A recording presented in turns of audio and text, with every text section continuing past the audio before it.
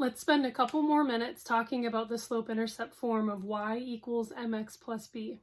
So I have a couple more examples here, and all we're going to do in this video is just identify the slope and the y-intercept from these equations. So we're not going to graph anything in this video. Just make sure that when we look at an equation, we can identify that it is in fact in slope-intercept form, and make sure we can identify what the slope is and what the y-intercept is. So looking at our first equation in blue, we have y equals negative 3x minus 2. So is this in our slope-intercept form? Is the y by itself on one side? Is the x with a coefficient and a constant on the other side? Yes, it does match this form, so this is in slope-intercept form. Now, what is the slope? So remember, the slope is always the coefficient of the variable x. So the number that comes before the x is the slope. So our slope, in this case, is going to be negative 3. So I'm going to go ahead and just label that. So m equals negative 3. Now, what is our y-intercept? So remember, the y-intercept is the number on the end, or the constant on the end.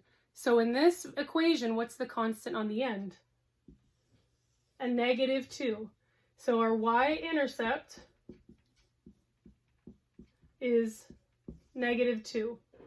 So remember, we won't want to put y equals negative 2, so make sure that you put y-intercept or int to abbreviate intercept. Notice on this equation that both the slope and the intercept were negative. So we have to keep in mind the sign that comes before both the coefficient and the constant when we're identifying the slope and the intercept. So let's look at our second equation in green.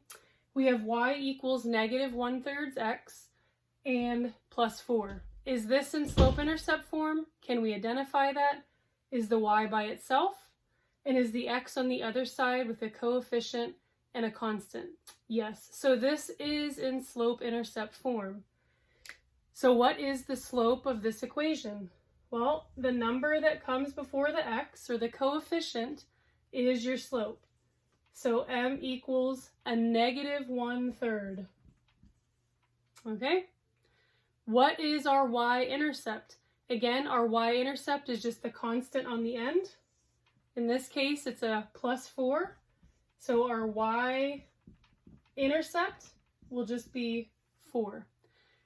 So hopefully this will help you just to identify the slope and the y-intercept just from looking at an equation that's already in slope-intercept form.